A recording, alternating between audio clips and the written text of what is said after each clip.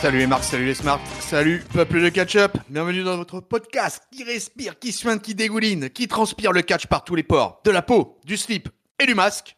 Chaque semaine, nous passons au crible des chroniqueurs de la team catch-up, tous les shows de la WWE, mais pas que, vous pourrez aussi retrouver du catch japonais, du catch de la Elite Wrestling et bien d'autres. Aujourd'hui, on est là pour un rendez-vous que vous connaissez bien. Bienvenue dans le monde merveilleux du show bleu. Bienvenue dans Friday Night SmackDown du 19 septembre 2021 qui se déroule à Knoxville, Tennessee, USA. Et ça va avoir son importance aux commentaires. La paire habituelle Michael Cole, Pat McAfee. Vous m'avez peut-être identifié, je suis le dinosaure masqué, que dis-je, je suis le Luchasaurus des podcasts, je suis votre tonton Chris, tonton Catch-up, et pour m'accompagner, nous sommes en tag team aujourd'hui pour vous faire cette review de Friday Night SmackDown, une tag team centenaire du haut de cette review, un siècle vous contemple, et je reçois non pas l'ange blanc des années 70, mais bien l'archange blanc de Catch-up, en l'occurrence Géliel. Salut Géliel.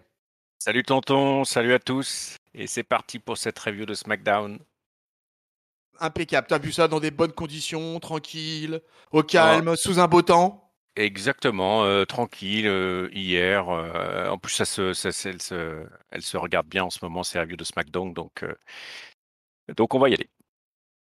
Eh ben, c'est fantastique, on va y aller. Bah écoute, on va y aller, c'est chaud, hein, on est toujours assez se body chaque semaine en fait de tout le star power qui a à SmackDown, mais c'est parce que de toute façon toutes les semaines le show commence de la même manière dorénavant, et c'est comme à son habitude Roman Reigns qui va débuter le show, arriver sur le ring accompagné de Paul Heyman, de Jey Uso, de Jimmy Uso, la Bloodline avec tous les t-shirts qui vont bien.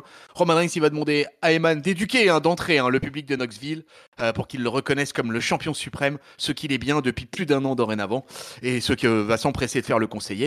Il va se demander ensuite pourquoi Finn Balor a fait revenir un peu le démon enfoui, quoi, parce que c'est justement parce qu'il a peur de Roman Reigns.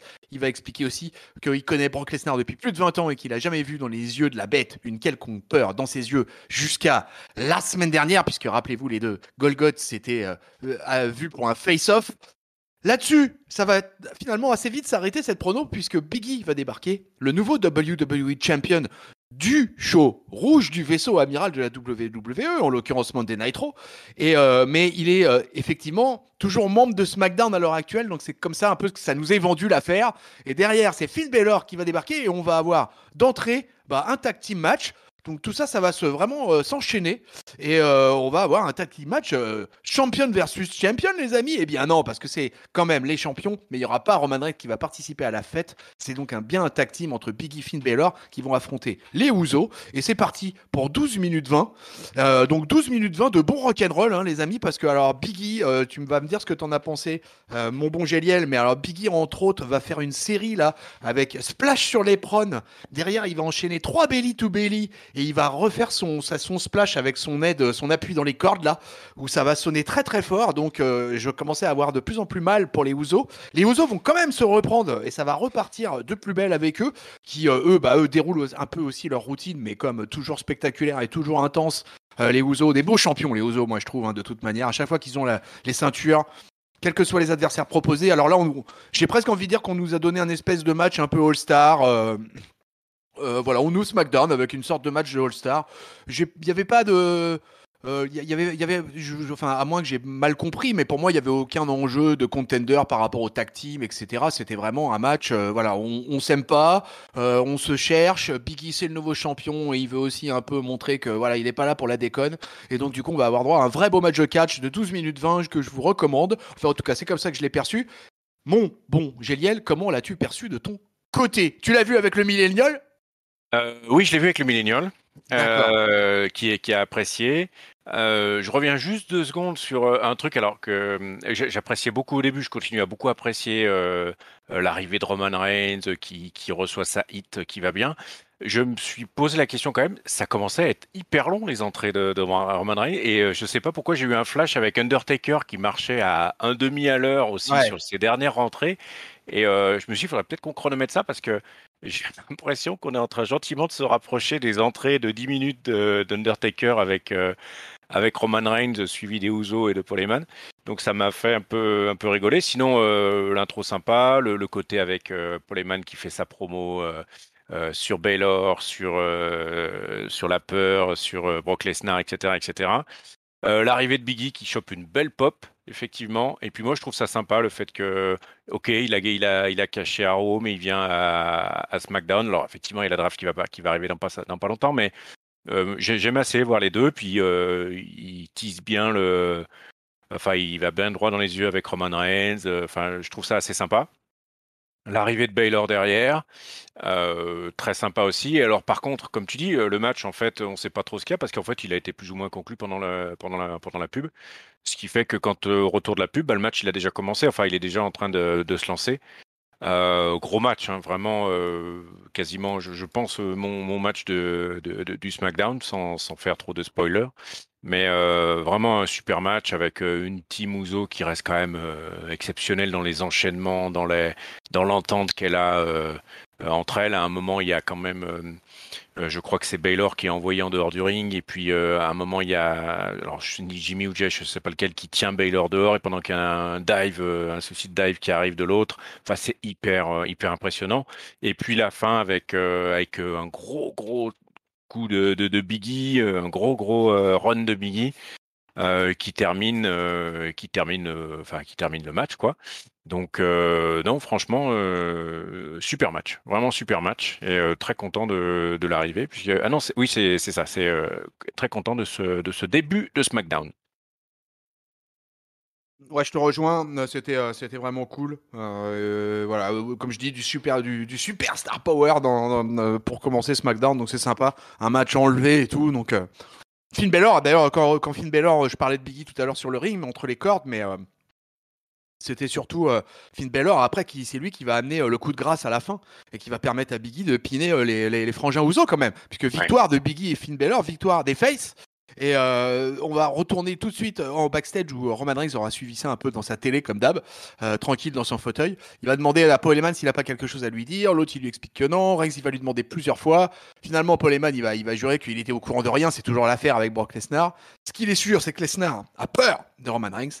Et Reigns lui demande surtout en fait il se demande s'il va se pointer à Extreme Rules pour Brock Lesnar. Est-ce que vraiment l'affaire va se régler contre lui et Finn Balor, ou est-ce que le Brock Lesnar il aurait dans l'intention d'interférer.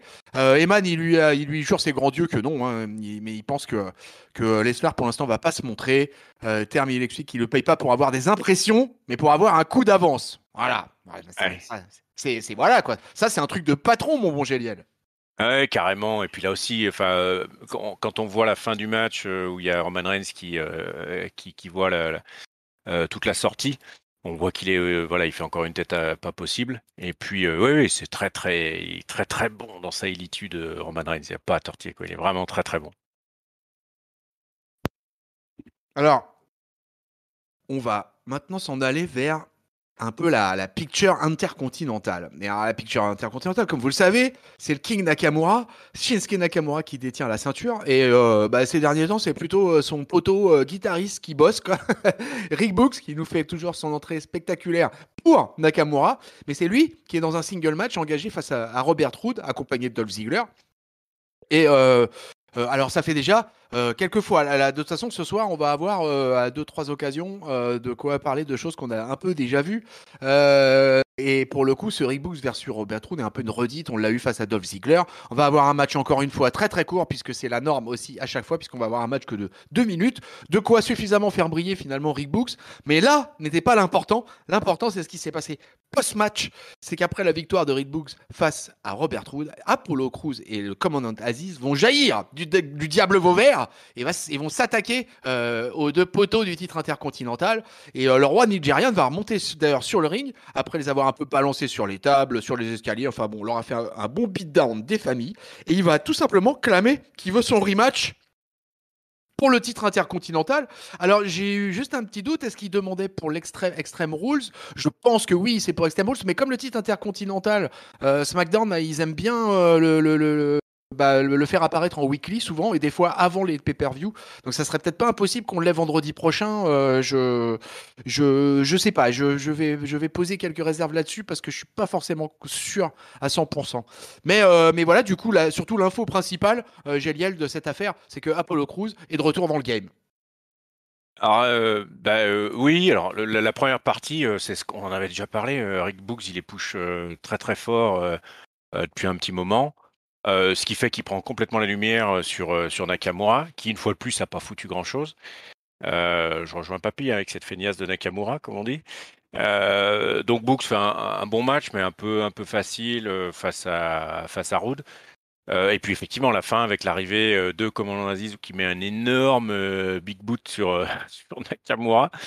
Apollo Crews qui fait la promo et qui a bien raison en fait de revenir sur ce titre intercontinental parce qu'il en fait absolument rien, Nakamura, et il a tout à fait raison, je trouve, d'arriver tout énervé, tout fâché pour demander un rematch et d'aller chercher ce titre intercontinental. Je trouve qu'il en faisait déjà quelque chose de bien plus intéressant quand il l'avait par rapport à Nakamura. Donc, je suis bien pour qu'il puisse aller le récupérer, ce titre, voilà.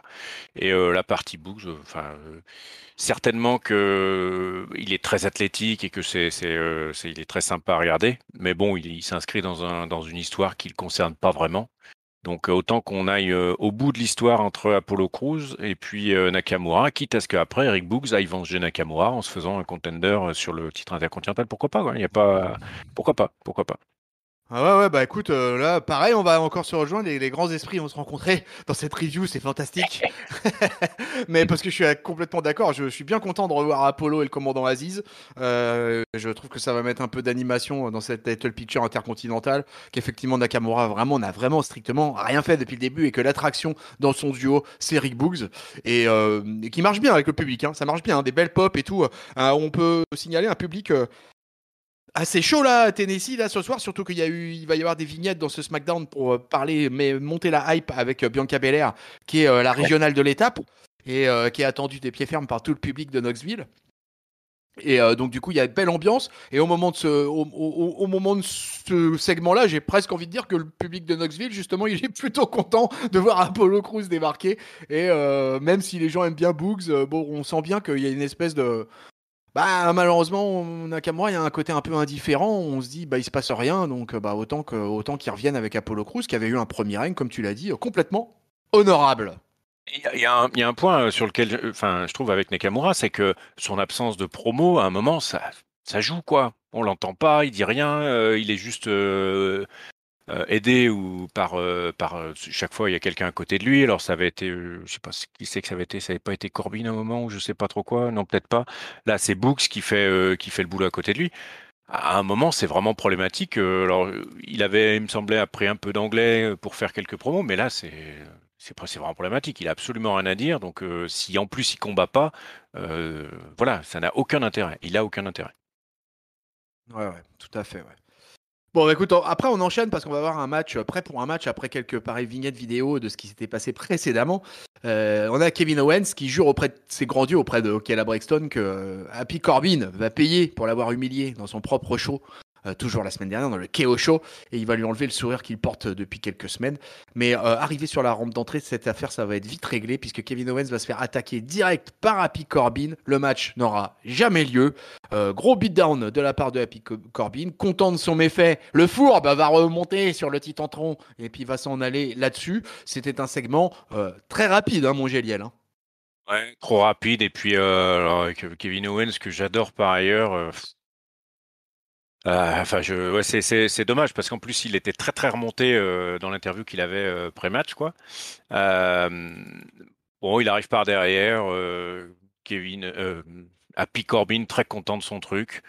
Bon, décevant parce que du coup il n'y a pas eu de match. Alors on sait pas, ça risque de renforcer la feud, hein, ça il n'y a pas à tortiller puisque on était parti sur quelque chose avec Logan Paul la semaine dernière où on se demandait si c'est Logan ou si s'il allait avoir une interférence ou alors si c'était Corbin avec KO. Bah, finalement, ça va être Corbin avec KO. Voilà, bah, pourquoi pas. Ça se construit petit à petit, mais dommage qu'il n'y ait pas eu de match, quoi. Ouais, moi je suis surtout déçu. Je l'ai déjà dit, mais j'ai pas envie de voir Kevin Owens dans cette rivalité-là. Moi j'ai envie de le voir ailleurs. Donc bah écoute, ça se passe. Donc je laisse passer le truc et puis j'espère qu'on passera à autre chose pour lui bientôt. Allez, on retrouve Paul Heyman, qui est un peu notre fil rouge, hein, de la soirée, qui est en coulisses avec Kayla Braxton. Elle a toujours des questions. Donc, elle lui demande s'il est au courant des rumeurs qui disent que Brock Lesnar va être présent à Raw lundi prochain. Paul Heyman lui répond que bah, lui, il est avec Roman Reigns et pas avec Brock Lesnar. Donc, il s'étonne que Kayla, elle ait des sources comme ça. Euh, il va accuser ensuite Kayla Braxton tout simplement de le harceler. Et finalement, c'est Biggie qui va faire son apparition. Paul Heyman, il va être assez consensuel dans un premier temps. Il va féliciter le nouveau champion. Il va dire qu'il a pris la bonne décision d'aller chercher Bobby Lashley plutôt que Roman Reigns. Parce que son encaissement, ça ne serait peut-être pas passé de la même manière face au chef tribal. Mais Biggie, va nous hyper sur un petit détail, c'est qu'il va lui répondre il verra ça, ils régleront ça au Survivor Series. Mais face à qui? Roman Reigns ou Brock Lesnar? On verra bien. À peine il a terminé sa phrase, qu'il va se faire attaquer directement par les Usos, comme des gros fourbes eux aussi. Décidément, c'était la soirée. Sous le regard de Roman Reigns, qui globalement s'en cague complètement, et qui va finalement s'en aller avec le clan Pépère, une fois que le champion WWE sera mis à terre et battu sauvagement, humilié, martyrisé, victimisé, Biggie, Géliel. Ouais, et alors pour commencer là, les segments Paul Heyman et Kayla Braxton me font quand même beaucoup rire. Enfin, les deux là, j'ai l'impression que entre la manière dont Paul Heyman est chaque fois surpris et saute sur place quand il voit Kayla Braxton qui est à 30 centimètres de lui. Enfin, je trouve qu'il le fait super bien. Elle qui en sourit beaucoup, lui qui en joue beaucoup. Enfin, je trouve que ces deux trucs, ça fonctionne super bien. Je trouve ça super sympa. Effectivement, Biggie qui arrive, Heyman qui le félicite, mais en mode un peu passif-agressif en lui disant qu'il a bien fait d'aller prendre le plus faible. Donc, voilà, très sympa. Et puis derrière, le gros big down, effectivement, des Usos. Et puis Roman qui passe en s'essuyant à la limite les pieds sur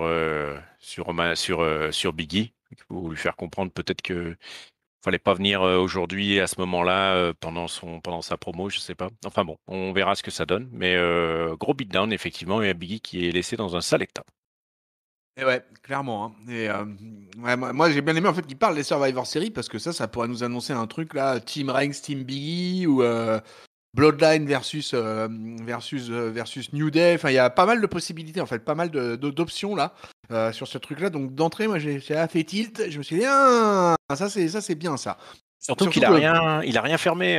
ouais, Il a parlé de Brock Lesnar, il a parlé aussi de Finn Balor, Biggie. Enfin, ouais, ouais, ouais. tout est ouvert quoi. Donc c'est sympa ça. Ouais, et en plus, si tu veux, mon soulagement qui parle des Survivor Series comme ça, c'est un petit peu en mode, ouais, on évacue un peu Crown Jewel, quoi, tu vois, quoi. Crown Jewel, ça va compter, mais ça va pas compter, en fait, quoi.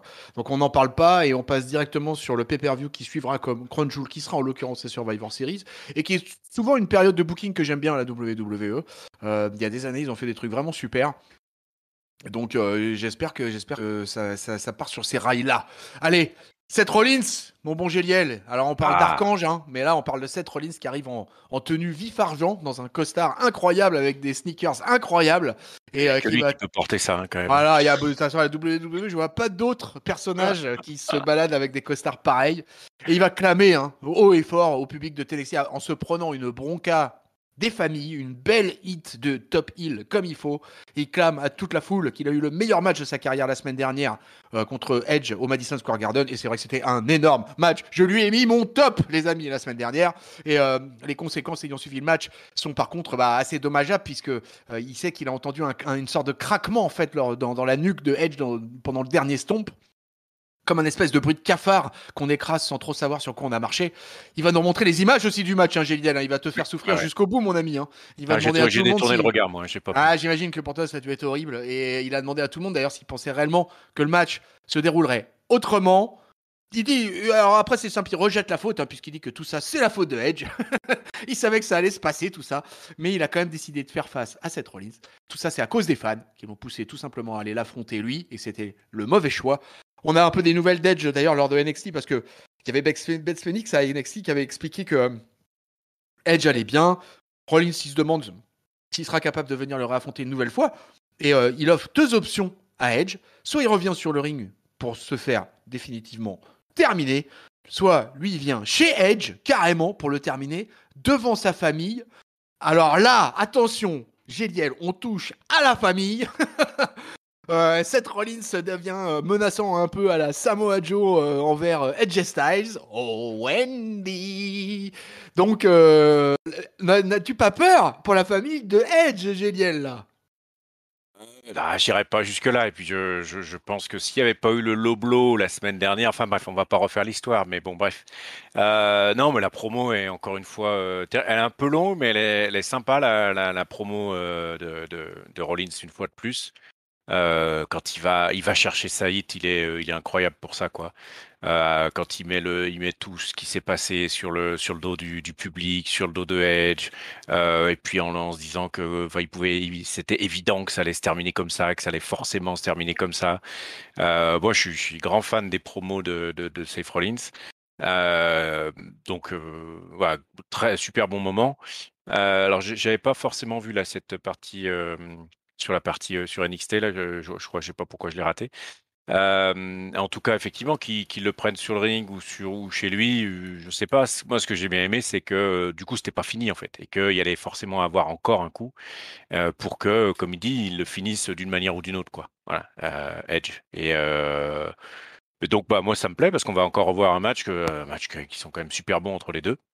Donc, voilà, très content de voir la suite et puis Ouais. encore une super promo, je trouve. Une rivalité effectivement qui est donc pas finie quoi et du coup qui Mais il y s'étend a un sur partout cette de toute année. façon, je crois, de toute Ouais, manière. ouais, et ça s'étend sur cette année 2021 et du coup, moi, si tu veux, je suis déjà en train de réfléchir un peu. On est fin septembre, les awards à la fin décembre, là, de catch-up. Je me dis que la rivalité Seth Rollins-Edge, elle va faire partie vraisemblablement des plus belles rivalités de l'année, hein. Si on continue sur ce rythme-là, c'est vraiment, Non, vraiment, ils ont un truc assez incroyable, un programme assez incroyable tous les deux. Et tout ça, c'est vraiment une histoire de baston entre deux mecs. Voilà, il y a jamais eu de ceinture dans l'affaire. Il y a jamais eu, tu vois. C'est vraiment là, on est dans la rivalité pure, un contre un. mais Et comme je le disais, avec des éléments un peu du passé qui ressurgissent, des éléments psychologiques, etc. Elle est vachement, enfin, je trouve qu'elle est vachement riche, cette rivalité, mais aussi par le talent des deux à aller chercher des vieux trucs, à faire ressurgir. Enfin, non, je trouve qu'elle est vraiment, vraiment sympa, quoi. Et que ce soit in-ring ou que ce soit lors des promos, quoi. Donc, j'aime beaucoup. J'aime beaucoup. ouais, ouais. Donc elle aura. Sa place. Ouais, je donne juste une précision sur l'histoire de NXT. En fait, c'est parce que pour les gens qui suivent pas forcément NXT, d'ailleurs, ils savent, c'est que tout simplement Beth Phoenix, la femme de Edge, c'est la commentatrice avec Wade Barrett et Vic Joseph de NXT. Et D'accord. c'est pour cette raison que Seth Rollins y fait référence. Voilà, la parenthèse NXT refermée. Allez écoutez, c'est en ligne la review fantastique qui a été faite par Papy et le patron IRM. Je vous encourage. Elle est en ligne, elle est déjà disponible. Allez, on retourne très très vite fait en coulisses juste pour se rendre compte que Kelly Braxton est avec Becky Lynch, qui est donc présente au show et qui va assurer que Bianca Belair elle va en finir avec elle tout simplement à Extreme Rule. Là-dessus, on reste avec les filles puisqu'on va avoir un match un petit chouille de Out of Nowhere avec un retour de Zelina Vega et Carmella en équipe, la femme la plus belle de l'histoire de la WWE, qui vont affronter deux blondes, en l'occurrence Tony Storm et Liv Morgan. Sur le coup, j'ai un espèce de doute. Je me suis dit, tiens, et tout, ils veulent relancer un peu le tag team féminin. Ben, pas de chance, un match de 2 minutes 15 où franchement, elles ont mais rien montré, quoi. C'était assez triste, quoi. Voilà, vraiment pas de temps, rien du tout. Donc, le match, en fait, vous avez fait vous clignez les yeux, vous les rouvrez, et c'était un peu terminé. Donc, c'était un peu dommage. Pas de. On va dire, c'est l'après-match, encore une fois, qui va un peu amener quelque chose avec Liv Morgan qui va défier Carmella pour Extreme Rules. Et le défi qui, plus tard, va être accepté par Carmella, qui doit quand même passer devant l'infirmerie parce qu'elle elle est défigurée, la pauvre, et c'est terrible. Donc, avec en sidekick Zelina Vega. Donc, vous voyez par mon play-by-play, de toute façon, que je ne suis pas dans un enthousiasme délirant. C'était pas trop solide sur les appuis, ce truc. Mais Non, peut-être que Géliel l'était un peu plus. non, non, non, non. En fait, moi, Liv Morgan, sur les derniers matchs, je l'ai trouvé vraiment en progrès et j'étais vraiment intéressé de voir ce qu'elle allait pouvoir faire. Après, Carmella, elle peut faire des choses intéressantes, mais elle est tellement exaspérante que j'ai pas envie de la voir. Et Zelina Vega, voilà, in-ring, ça vaut. Enfin, je trouve que c'est quand même très léger. Tony Storm, Liv Morgan, ça pouvait donner quelque chose. Enfin, j'avais des a priori positifs.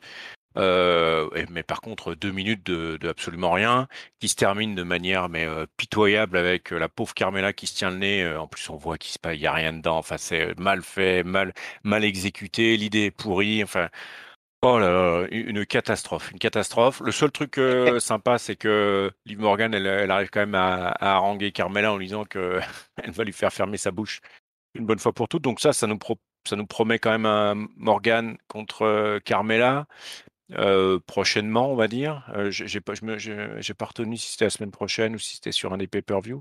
En tout cas, moi, ça me dit bien de revoir Liv Morgan parce que elle avait fait des choses intéressantes et puis je la sentais vraiment en progrès.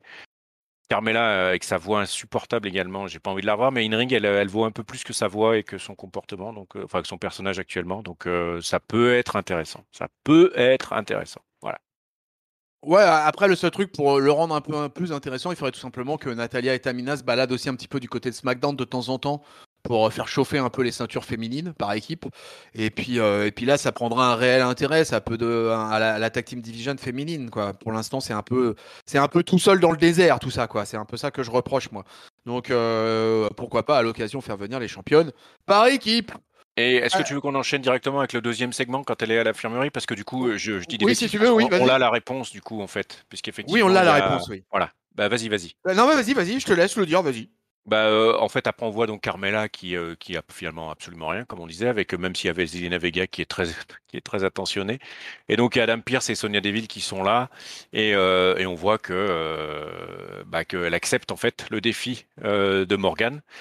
Et voilà. Mais par contre, je crois que c'est à ce moment-là où Zelina Vega dit que il faudra elle affronte d'abord Zelina Vega, Liv Morgan, avant d'affronter Carmela. Voilà.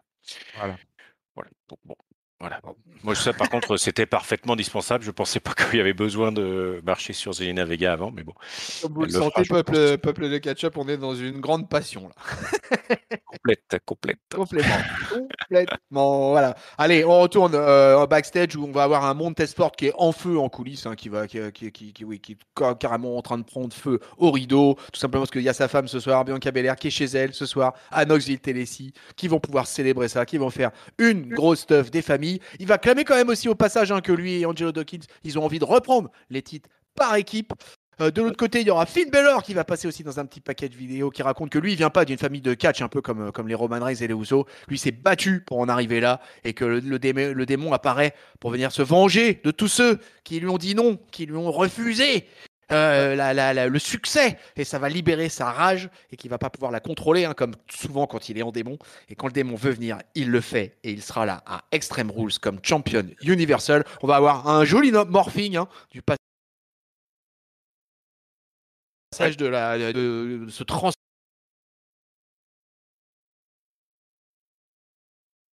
transformant. Et dernier petit sketch avant que je te passe la parole, moi c'est juste Naomi hein, qui vient pour à peu près la 60, comme à chaque fois, la remballe et la renvoie dans ses 22. L'ancienne Omar, elle lui rappelle d'ailleurs qu'elle elle est là depuis plus longtemps que Sonia Deville, qu'elle sait ce qu'il faut faire pour avoir un match. Alors bah, Si, justement, juste, ça lui rappelle aussi montre-nous. qu'elle a un et, palmarès, elle euh, aussi. et- oui, oui, elle lui rappelle qu'elle a un palmarès, exactement. Elle lui rappelle qu'elle est quand même former champion à Friday Night SmackDown et qu'il faut quand même pas déconner et trop pousser mémé dans les orties. Donc, hein, ça suffit comme si. Hein, ça suffit pas comme si. Exactement. Alors, mon Géliel, entre Naomi, Finn Balor qui redevient le démon, Montesport qui est en feu, il se passe des choses tout le temps en coulisses à SmackDown de toute façon. Ouais, puis c'est sympa. Ça, enfin, effectivement, la promo de Montesfort, elle va bien parce il y a sa femme qui va être, il y a Bianca Belair qui va Ouais. faire son homecoming. Le public est en Euh, feu derrière. il nous ratisse aussi le match contre les Usos, donc ça va bien. Derrière Finn Balor aussi, j'ai trouvé ça sympa le fait qu'ils disent que sa motivation elle était intérieure, que c'était pas forcément quelque chose qui était lié à la famille, etc. J'ai trouvé ça sympa aussi avec la transformation plutôt bien faite. Alors on sait ce que c'est, mais ça marche bien quoi, avec la transformation en démon. Et puis derrière, on a effectivement Naomi qui arrive pour c'est quoi, troisième ou quatrième semaine là où elle se fait rembarrer, mais là elle commence à s'énerver un petit peu. Et alors on peut peut-être en parler, mais je crois avoir entendu dans les commentaires après qu'elle a du coup, suite à cette promo un peu musclée qu'elle avait fait auprès de Sonia Deville, elle n'a pas été suspendue ou quelque chose comme ça ou non, il Ah, m'a je sais semblé. plus. Naomi? Ouais, Naomi, il me semble. Ah, bah écoute, je sais Parce pas, qu'elle j'aurais avait été un aucun peu doute. trop vindicative. Ah, Alors j'ai dit peut-être peut-être. n'importe quoi, mais il m'avait semblé dans les commentaires après qu'il y avait eu quelque chose de ce style-là. Non, mais écoute, il y a peut-être eu une histoire, voilà. Mais moi, c'est surtout que Naomi, là, je crois qu'on en est à la 3e ou 4e semaine consécutive où elle fait exactement le même segment. Moi, si tu veux, c'est surtout ça qui me pose problème, moi. Clairement. C'est qu'à la rigueur, qu'elle apparaisse pendant 3-4 semaines consécutives pour teaser un truc et tout, ouais, bah, bien sûr. Mais en faisant systématiquement la même chose avec le même personnage en face de soi pour demander les mêmes trucs et pour rappeler les mêmes trucs, c'est un petit peu redondant, quoi, tu vois. Oui, Et, mais là, c'était un peu plus musclé et peut-être que la oui, Naomi face devant l'Éternel va peut-être se transformer justement. Et si en plus elle est sanctionnée, qu'elle va peut-être trouver de manière injuste, et ben peut-être que on est peut-être en train d'avoir un mini turn heel, voilà, devant nous, quoi. Je sais pas. ouais, Alors c'est pas hyper bien peut-être. fait, mais peut-être. Je sais pas. Peut-être, c'est possible. Enfin bon, en tout cas, affaire à suivre concernant Naomi. On va retourner dans le ring pour ce qui va être notre dernier match de catch de cette soirée. Parce qu'en l'occurrence, c'est à nouveau, Sami Zayn et Dominique Mysterio qui s'affrontent. Alors pareil, eux aussi, hein, on parlait de choses redondantes. Là, c'est un petit peu le cas encore à SmackDown cette semaine-là. Ça fait quand même 2-3 vendredis de suite où je vois un peu les mêmes choses, les mêmes matchs et les mêmes victoires à des matchs à même effet et quasiment à même timing, puisque à chaque fois ils sont entre 4 et 7 minutes. Là, on va avoir 6 minutes 5. Alors, c'est plutôt sympa. Le problème, en fait, moi, c'est que vraiment, on a presque un vétéran, j'ai envie de dire, avec Sami Zayn qui déroule un peu et qui délivre la marchandise comme à l'habitude. En face, on a le petit jeune qui n'en veut qu'apprend et qui est suivi par papa. Mais au final, c'est toujours la même chose qui passe, puisque c'est Sami Zayn qui va remporter le match. Finalement, j'ai presque envie de dire assez pépère sur un rythme presque un peu monotone. Victoire de Sami Zayn face à Dominique. Et après le match, Sami Zayn va quand même choper papa Rey Mysterio pour lui dire que bah, son fils, en fait, il est pas prêt, quoi. Et que lui, c'est un mauvais coach, quoi. Alors, sur l'instant, je me suis dit, Ray versus Sami, ça, pourquoi pas? Et ça serait intéressant. Mais ça ne peut ne pas aller avec Dominique Mysterio à propos de ça. Alors, Géliel, est-ce que toi aussi, t'as constaté encore voilà, une redite d'une redite quoi, sur ce coup-là? Bah oui, surtout que ça fait 3 fois, hein, je crois. Ouais, 3 fois, ouais. D'ailleurs, c'est ce qu'il fait Sami Zayn à la fin. Il lui dit 3 fois, je crois, à Rey Mysterio, que ça fait 3 fois qu'il gagnait. Par contre, moi, j'ai bien aimé ce qu'a fait Dominique. Il a fait quand même des trucs assez aériens. Il a envoyé des bons moves, hein, quand même, quoi. Il se fait avoir sur un truc effectivement, de vétéran, un truc de vieux briscard où il traîne trop à monter sur la 3e corde là pour faire son frog splash. Et Sami Zayn a le temps de remonter les genoux pour le contrer, puisqu'il va entraîner derrière le compte de 3. Mais j'ai bien aimé ce qu'a fait Dominique Mysterio. Alors, c'est un peu long, je trouve, la partie apprentissage de la vie versus un heel tout fourbe, tout ça. C'est un peu long, peut-être qu'en 2 fois, ça aurait pu être fait. Surtout que les matchs sont courts. Bon, voilà, on a bien compris, hein, que voilà, il était vert et qu'il fallait lui opposer des vieux méchants plein de fourberies, etc. Mais voilà, ça développe plus grand-chose la 3e fois, quoi. Voilà. Donc voilà. Ouais, c'est ça. Maintenant, il va falloir donner On va un pas peu de nous la chercher pro, Ric Flair, là, quand ouais. même. Non, quand même pas, non, non, mais un peu de la profondeur à cette rivalité là, parce que là, ça commence à devenir vraiment, Ouais. ouais, ça perd de l'intérêt. Donc, quand ça descend en pression comme ça, c'est pas très cool, quoi. C'est pas très intéressant. Donc, il faut qu'il nous ramène un peu de sel dans cette affaire, hein. Hum, Bon, hum. hein, faut pas déconner quand même. Bon, mon Géliel, c'est ainsi que se termine le catch entre les cordes euh, sur ce SmackDown, puisque après derrière, c'est parti pour la célébration annoncée de Bianca Belair dans sa bonne ville de Knoxville, dans le Tennessee. Alors là, pop bah, stratosphérique, intergalactique, puisque c'est tout simplement un autre démon dans son style qui va faire son apparition. Un Hall of Famer, en l'occurrence Kane, et qui, accessoirement, est tout simplement le maire de Knoxville. Depuis un moment, hein, déjà, je crois que ça fait un moment qu'il est élu. Hein. Oui. Alors, il est sous étiquette républicain, il me semble bien, et comme souvent les catcheurs d'ailleurs. Et, il semble assez populaire puisqu'il va avoir une très belle pop. Bon, il a surtout une très belle pop due à son passé de catcheur. Mais voilà, le feu s'allume partout dans Knoxville, Tennessee.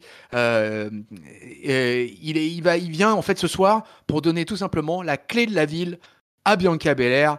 Là-dessus, l'ancienne championne, elle va nous expliquer voilà, elle va rentrer hein, sous une pop, hein, Géliel, hein, je sais pas, je pense que tu es d'accord avec moi, quoi. C'était quand même, c'est magnifique. Alors, tu vois, moi, je te le dis tout de suite.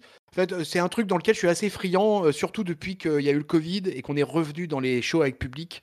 Moi, je suis toujours assez friand des retours comme ça, hometown, des catcheurs ou catcheuses. Ça promet toujours une belle ambiance. Je me rappelle d'un Monday Night Raw avec Brock Lesnar qui était revenu à Minneapolis alors qu'il était dans un run absolu de heel complètement dévastateur. Et il avait fait un retour fracassant à Minneapolis où il avait été traité comme un babyface le temps d'un soir. Et moi j'aime bien ce genre d'ambiance. Je trouve que c'est assez cool. Et donc là, on en a profité à bloc. Et donc, gros momentum pour Bianca Belair. Voilà, elle dit que le passé construit l'avenir, qu'elle doit sa carrière grâce à son vécu à Knoxville. C'est ici que voilà, son père lui a dit un jour que si quelqu'un commence à avoir un problème avec toi, une affaire avec toi, bah, il vaut mieux la conclure et ne rien laisser derrière soi. Si elle s'est fait battre à SummerSlam par Becky Lynch, ce ne sera pas le cas à Extreme Rules parce que c'est une battante. Et alors, on a vu aussi des vidéos de Bianca Belair sur son passé parce que ça a été une athlète confirmée. Et donc, on aura droit à tout le package pour la Bianca Belair.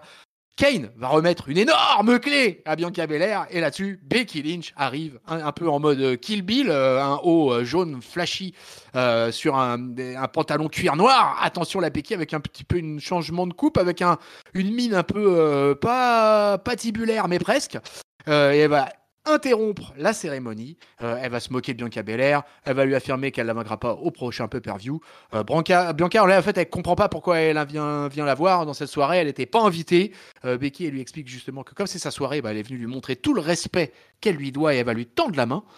Bianca va un peu tergiverser, mais elle va accepter, mais elle va pas lâcher la main de Becky. Et pour reprendre sa main, Becky va tenter une clothesline, ratée. Bianca esquive, tente son KOD. Becky Lynch revient sur ses pieds et termine le show avec son Uranagi contre Bianca Belair qui termine au sol. Ainsi se clôture ce Friday Night SmackDown sur l'image d'une Becky championne et triomphante. Tout ça à Knoxville, Tennessee. Bianca Belair humiliée, Bianca Belair martyrisée, Bianca Belair victimisée, mon Géliel. Ouais. Après, je te rejoins. Alors, moi, j'ai beaucoup aimé l'entrée de Kane. Je pense que ça faisait plaisir à tout le monde de voir Kane, et puis il était attendu à Knoxville. Je pense qu'il s'est aussi bien fait plaisir quand il a ressorti le gimmick là pour que les quatre coins des rings s'enflamment. Moment super sympa de voir les anciens comme ça mis en avant par la WWE. Enfin, c'était évident, mais ça marche bien. La promo de Bianca Belair qui a commencé à chanter avec le public, etc. Elle a pris une pop, comme tu disais, assez folle et méritée, mais évidemment, puisqu'elle a vu tous les exploits qu'elle a fait sportifs à l'université de Knoxville. Euh, Derrière, eh bien, il y a Becky Lynch qui arrive. Alors, effectivement, comme tu l'as dit, hein, entre la coupe, l'habit, tout est fait maintenant quand même pour la positionner très, très heel, quoi. Hein. Elle a Alors, des... je te coupe juste une seconde parce que j'avais Vas-y. une question à te poser et que j'ai oublié de te poser. J'ai trouvé qu'il y a eu un moment dans la promo de Becky qu'elle avait été mise un peu en difficulté par le public. Est-ce que tu l'as ressenti comme moi aussi, quoi? Elle n'arrivait pas à parler, en fait. Elle n'arrivait pas à Ouais. parler, elle a dû hausser le ton, elle n'arrivait pas à placer sa promo parce qu'il y avait beaucoup, beaucoup de bruit dans le public. Et elle a dû plusieurs fois, alors elle n'a pas dit de se taire comme certains, il aurait pu le faire, autres, mais elle a dû quand même hausser le ton, parler la voix, et puis sortir de la promo pour demander le silence, quoi. Enfin, Ah pour ouais, pour demander s'imposer. Ouais. pour s'imposer. Ouais, ouais, tout à fait. Tout à fait. C'est pas si simple que ça, hein, le heel Becky Lynch pour le moment, hein, je trouve. Et pas si simple. Ouais, Alors là, moi j'ai un c'était autre avis plus là-dessus, simple. mais Ah ouais? ouais, parce que moi je la vois pas vraiment comme un heel en fait, Becky Lynch. En fait, Becky Lynch, elle est dans un personnage un peu à la Stone Cold. Elle est quand même twinner. Et parce qu'elle est aimée malgré tout, C'est malgré ça. toutes ses actions. Remember quand elle était revenue déjà à l'époque du Rumble, des fameux Survivor Series où elle avait terminé en sang et tout ça. Et moi j'ai la sensation que c'est un personnage twinner et que c'est un des très très rares de la WWE. Oui, oui, parce que ils arrivent, enfin, voilà, parce qu'ils arrivent pas à la mettre heel complet, quoi. Alors après, est-ce que, enfin, Roman Reigns aurait pu finir comme ça aussi, hein. Mais le talent de Roman Reigns derrière le micro sur son heel turn fait que maintenant il n'y a plus personne qui va le chercher sur ce Ouais. côté twinner, quoi. Alors peut-être que, enfin, tu vois, quand elle est obligée de hausser le ton pour se faire respecter son personnage et son alignement, c'est aussi parce que il manque peut-être aujourd'hui encore quelque chose à Becky Lynch pour s'affirmer complètement en tant que heel respecté dans le gimmick, voilà, dans Ah ouais. l'alignement catch. Et du coup, c'est pour ça elle est encore un peu tweener. Je pense pas que c'est quelque chose qui satisfasse beaucoup d'ailleurs la WWE, qu'elle n'arrive pas à s'imposer ou qu'on continue à la voir comme une tweener ou un peu comme une face, enfin plus tout à fait face, mais en tout cas qu'on a du mal à la voir imposée comme une vraie heel, quoi. Ouais, ouais, mais moi c'est marrant, ça me dérange pas quoi. Moi c'est vraiment un truc qui me pose pas de problème. Même si la WWE c'est pas trop sur quel pied danser par moment, et ben au final ça me dérange pas parce que. Mais moi en fait j'ai aimé qu'elle soit un peu déstabilisée par le public. J'ai trouvé que c'était cool ce passage-là. J'ai dit ah il y a la faille là parce que il y avait une faille parce que pour la première fois elle avait quand même un public malgré tout hostile. Elle avait un public Ah qui bah là oui, était là là, pour Bianca Belair, qui voulait voir Bianca Belair, qui voulait entendre Bianca Belair. Et la fille du pays était à la maison donc fallait pas déconner quoi. Et au final, c'est couillu, moi je trouve la WWE. Il termine, c'est Bianca Belair Becky Lynch qui prend le dessus et qui tabasse, enfin qui met un Uranagi dédicace à Ringside et un Uranagi à Bianca Belair. Donc j'ai trouvé que c'était plutôt pas mal foutu, moi. Moi je t'avoue que j'ai trouvé ça là, plutôt pas là, mal foutu. je suis d'accord avec toi sur le fait que ce soit couillu de proposer, que la WWE ait proposé ça à Knoxville contre Bianca Belair, c'est-à-dire que ce soit finalement Becky Lynch qui parte la tête haute après après avoir mis un gros coup à Bianca, quoi, parce que Ouais, c'était puis c'est plus simple, un bon c'était angle plus pour simple. Extreme Rules. Oui, mais c'était plus simple de finalement que ce soit Bianca qui, devant son public, avec Kane, mette une patate à Becky Lynch et que ça se termine là-dessus et tout le monde était content au final. Mais c'est pas ce qui s'est passé. Finalement, c'était pas plus mal. C'était pas plus mal. Ouais, c'était cool. Alors, et on aura, je l'ai pas précisé, mais on aura pendant ce SmackDown à la fin d'ailleurs une annonce pour Monday Night Raw. Alors ça va ravir Oui, tous les ah oui. adeptes du show rouge, puisque on a un énorme match annoncé, puisque tout simplement on va avoir la Bloodline au complet qui va affronter le New Day au complet, mon Géliel. Et ça, c'est une belle nouvelle pour Monday Night Raw. Du Star Power à Monday Night Raw, mon Géliel. Ouais, carrément. Et alors, on l'a pas trop vu annoncé. On l'a juste vu comme ça sur une petite vignette, enfin Sur une vignette, où ouais. j'ai raté quoi. Sinon, ah ouais, on sent que ça va être le gros truc. Et puis, bah, ça confirme aussi un peu ce que je commençais à apprécier avec les. Alors, peut-être que c'est pré-draft, hein, mais le fait que bah, ça aille un peu à gauche, à droite, Raw, SmackDown, etc. Puisque là, on va voir finalement à Raw. La Bloodline de SmackDown défier des catcheurs d'euros. Donc moi, j'aime beaucoup. Et puis en plus, enfin, voilà, le six-man tag team match, quoi. Il y a du très lourd là, quoi. Et alors c'est fou, voilà. Voilà, ils annoncent un truc comme ça et c'est assez incroyable. Alors le public de Knoxville, Tennessee, hein, je finirai un peu là-dessus.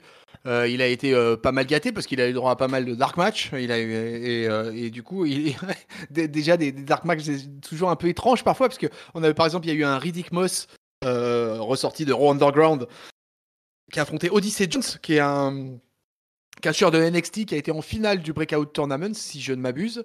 Et Xayali, alors moi, Xayali, je kiffe à mort. Et qui a battu Alia, qui est une jobbeuse attitrée. Et Xayali, qu'est-ce que j'aime Xayali. J'espère que si elle va vraiment dans le main roster, elle va y aller, je pense. De toute façon, j'espère qu'elle va avoir un vrai impact parce que vraiment, j'adore cette fille. C'est une de mes catcheuses préférées à la WWE en ce moment. Et le dernier Dark Match dont je voulais parler quand même, mon Géliel, on l'a un peu évoqué hors antenne, c'est Ouais. Kisly. Puisque Kisly, peuple de catch-up, is alive. Et Kisly fait des Dark Match toutes les semaines quasiment. Et il affronte tout le temps des mecs différents et souvent des crevettes. En l'occurrence, là, il a affronté Shane Thorne. Alors, Shane Thorne, si vous vous demandez qui c'est tout simplement le mec qui portait le masque blanc, qui était la crevette du groupe Retribution, Feu Retribution. Dorénavant, il y a Mace et Tibar qui sont du côté de Monday Night Raw en tag team. Et puis Mustafa Ali, lui, qui est parti du côté de Mansour. Donc, tout ça, ça a éclaté. Mais il fait encore des dark matchs et il se fait tabasser par Kisly. Euh, et il y a eu, enfin, pour terminer ce SmackDown, vous saurez comme ça tout des dark matchs de SmackDown. Il y a eu un dark non-title match entre Bianca Belair et Becky Lynch. Et victoire de Bianca Belair, Géliel. Voilà comment ça se passe à SmackDown. Le public de Knoxville, Tennessee, on peut le dire, aura été gâté. On a tous en nous quelque chose du Tennessee, je crois, ce soir. Et ah bah du coup, effectivement, du coup, le public a pu être content de voir Bianca Belair gagner, du coup. Voilà. Bon, bah très bien. Très Et bien. oui, voilà, on a eu la partie dark, dans le sens, mais vraiment obscur de la fin du show TV. Mais le public de Knoxville, lui, a terminé sa soirée sur un feel-good moment avec une victoire de Bianca Belair. Donc tout se termine dans le meilleur des mondes, dans le monde merveilleux du show bleu. Et c'est là-dessus qu'on enchaîne magnifiquement pour lancer le top, le flop et la note de notre archange blanc. Alors mon top, ça va être vite fait, hein, ça va être le match d'intro entre les Usos et puis Finn Balor et Big E. Gros match, 13 minutes, ça a tapé dans tous les sens, 12 minutes je crois. Vraiment très sympa, très sympa. Et puis victoire de Balor et Big E qui va bien. Mon top. Mon flop, l'espèce de... Alors, j'en avais plusieurs avec Kevin Owens, etc. Mais je vais quand même le mettre à l'espèce de caricature de match des filles là, avec Carmella et sa voix insupportable, qui donne la victoire par disqualification à Morgan et Storm là sur son espèce de truc au nez. Enfin, horrible. Et puis ma note. Je l'ai trouvé un peu moins saignant que les semaines précédentes, ce SmackDown. Donc, vu que j'étais monté jusqu'à 4, je crois, la semaine dernière, je vais redescendre un petit peu à 3,25, ce qui reste une bonne note, mais qui marque aussi le fait que, voilà, il était peut-être un peu moins bon pour moi que les précédents. Voilà. Ouais, j'avais également mis une belle note la semaine dernière. Cette semaine, je vais remettre, enfin, je vais mettre mon flop un peu un espèce de truc un peu général puisque je vais mettre mon flop au Reddit. C'est-à-dire que je trouve qu'il y a eu ce SmackDown là et il faut pas qu'il tombe dans les travers de Monday Night Raw où ça se passe souvent comme ça. Donc, au bout de la deuxième, troisième, quatrième fois qu'on voit des matchs entre les mêmes gus, voilà, Rick Boogs qui affronte Rude, Ziggler et compagnie. Pareil avec, c'est quel match, Sami Zayn et Dominic Mysterio, tu vois. Ouais, trop fois, troisième, quoi. On a eu beaucoup de redites. Alors évidemment, côté de ça, ils sont capables de sortir des gros matchs comme le Biggie Finn Balor, le tag team d'entrée quoi de l'opener que j'ai beaucoup aimé. Donc tu vois, donc c'est vraiment mon flop. Il va à ça, il va à ce truc de redite. Je trouve qu'on peut faire des angles deux fois. Je vais reprendre l'exemple de Naomi quoi. Où Naomi c'est vraiment Si, strictement ouais. la même chose pendant 3 semaines. Et du coup, bah ça, je trouve que c'est un petit chouille agaçant. Voilà, j'ai eu quelques petites Il traces du tombe dans show la rouge là. facilité, là. Voilà, ouais, c'était un petit peu trop paresseux finalement, tu vois. Et donc j'attends autre chose là-dessus. Après, donc voilà, ça sera mon flop. Et mon top, bah, c'est pareil, je vais le donner un peu d'une manière générale, puisque je vais le donner au fil rouge. Même si j'ai beaucoup aimé la fin, j'ai beaucoup aimé le truc entre Bianca Belair et Becky Lynch. Mais je vais le donner au fil rouge, tout ce qui se passe avec Roman Reigns, Paul Heyman, les Usos. Du coup, en plus, ça provoque des matchs comme ce tag team en opener et tout ça. Ça a des impacts sur le show à plusieurs moments du show, et ça, c'est toujours intéressant. Je trouve que tout ça c'est super bien vendu. Vraiment, moi, la rivalité avec Finn Balor, le match, je l'attends avec impatience, le match à Extreme Rules. Ça me plaît beaucoup. Je suis assez curieux de savoir ce qu'ils vont faire au niveau de la passation ou pas du titre. Moi, je reste vachement hypé sur ce qui se passe dans la taille. Dans la title picture du main event de Friday Night SmackDown. Donc voilà, mon top va à ça. Et puis ma note va être effectivement une moins bonne note que la semaine dernière. C'était moins enlevé que la semaine dernière. On en était peut-être qu'à 2 redites la semaine dernière. Là, on en est à 3 ou 4. Donc là, ça commence à faire beaucoup. J'attends un peu autre chose. Je me dis que c'était le dernier SmackDown avant la semaine du Go Home Show pour Extreme Rules. Donc vendredi prochain, je pense qu'on va avoir un beau programme. Je pense que le peuple de catch-up surveillé du coin de l'œil ce qui va se passer du côté du titre intercontinental, à mon avis. Donc pour cette semaine, moi je vais lui donner un 3. Voilà, pour moi c'est une note sympa. Voilà, c'était sympa, ça se regardait facilement, c'était tranquillou. Et il me semble bien que j'ai vu un vieillard passer devant les vitres du studio, mais est-ce qu'il est visible? Est-ce qu'il est entendable ce vieillard? Allô? Oh! Allô? Oh, c'est l'insubmersible, c'est l'indestructible, c'est le papy. Salut papy Boyington.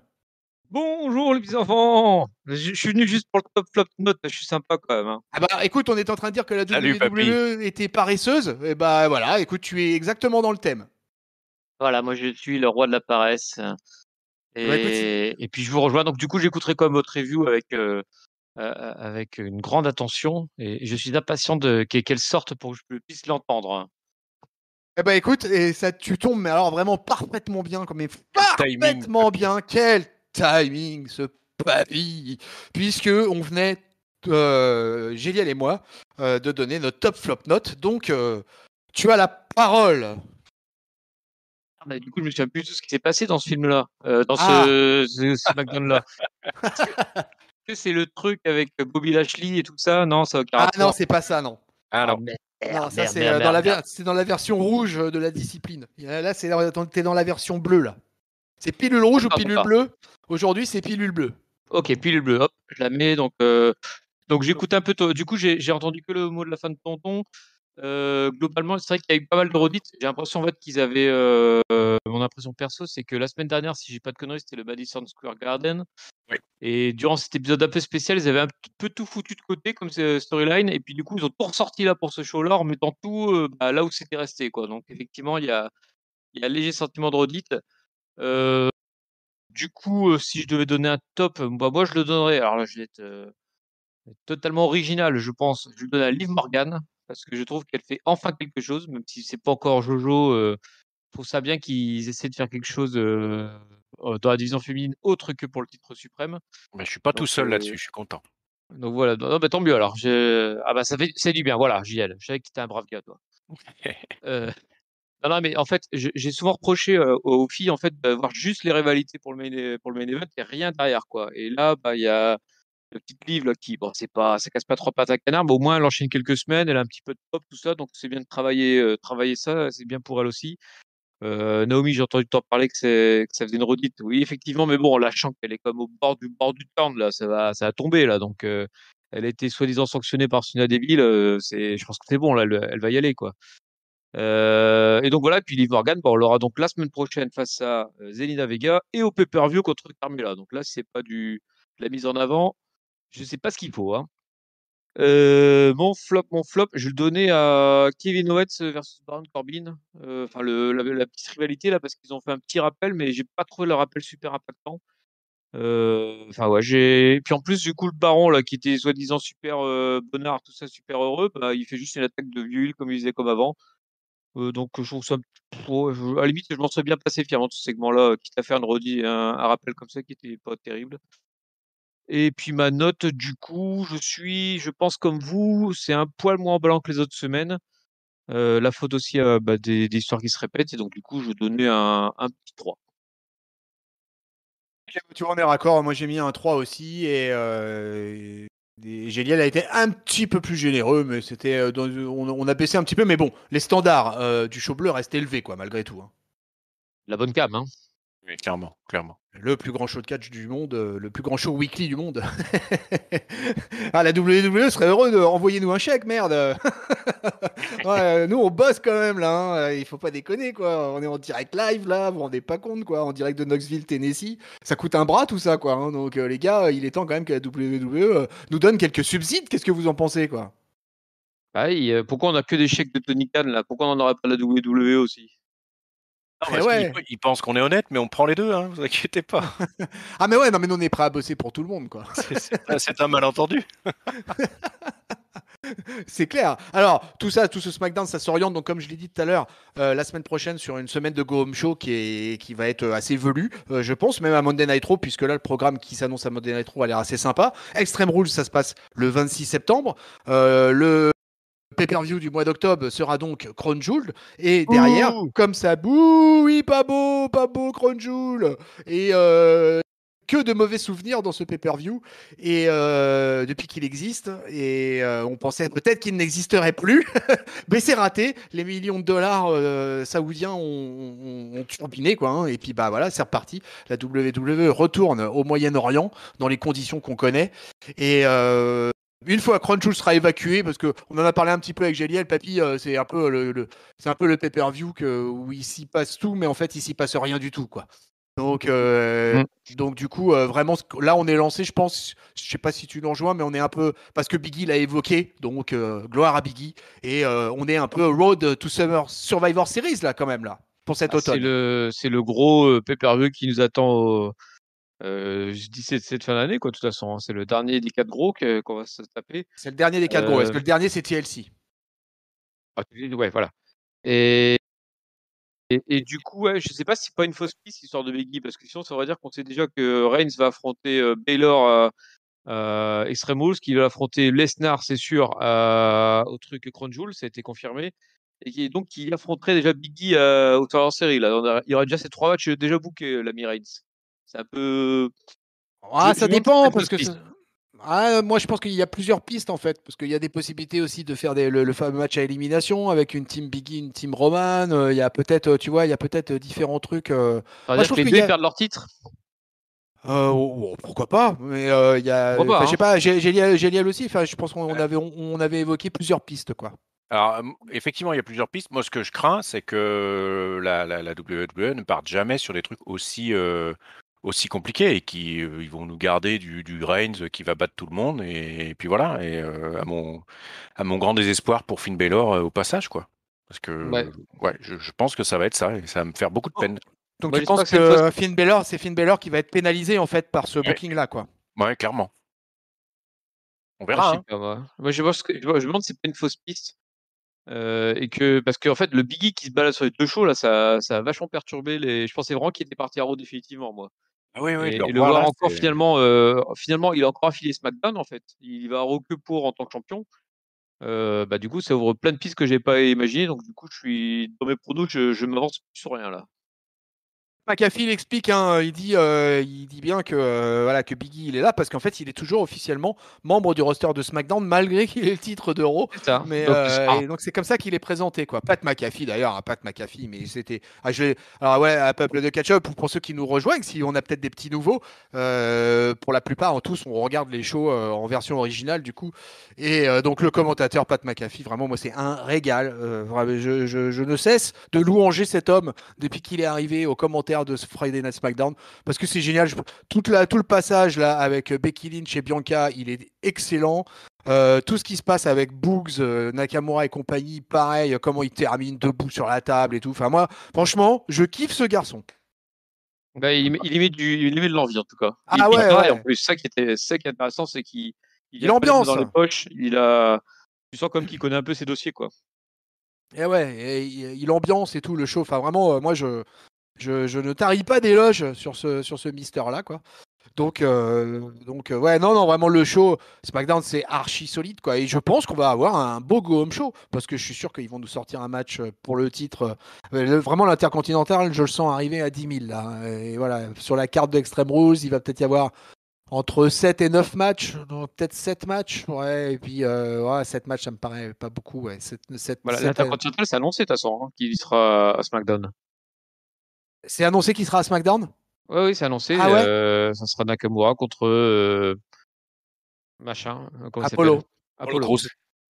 Ah bah tu vois papy, t'as bien fait d'arriver même un peu à la bourre. Et bah voilà, tu nous donnes une info parce qu'on l'avait pas cette info là quoi. Donc Mais si du de coup spoiler, il aura lieu à SmackDown.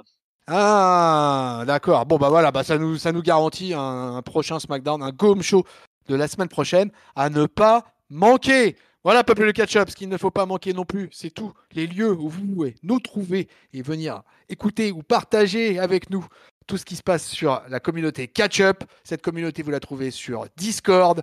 Vous pouvez trouver ça sous la vidéo YouTube, où vous pouvez laisser des commentaires et laisser des likes.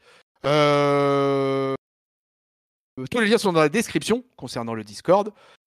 On est sur toutes les bonnes plateformes de podcast, Apple Podcast, Podcast, Spotify, Deezer, Google Podcast, les réseaux sociaux, Twitter, Facebook, Instagram, le site catchup.lepodcast.fr. Je vais pouvoir remercier mon tag team partner qui s'est transformé en triple frite avec l'arrivée du Papy Bowington.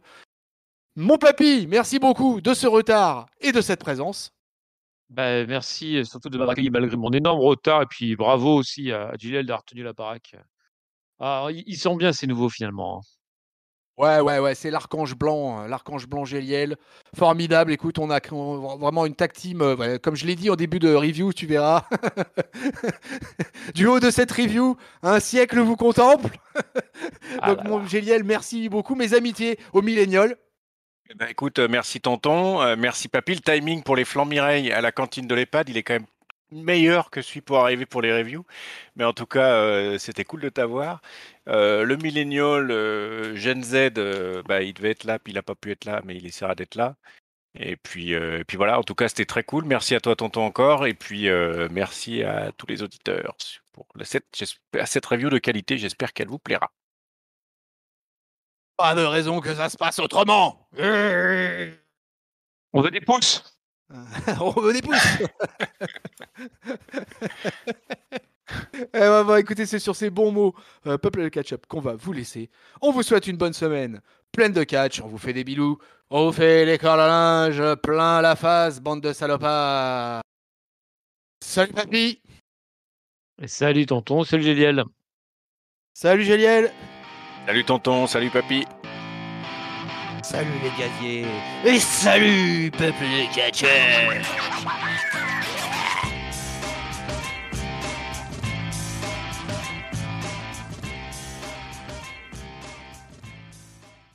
Un truc au fond de la gorge là, tonton, hein. Ça accroche.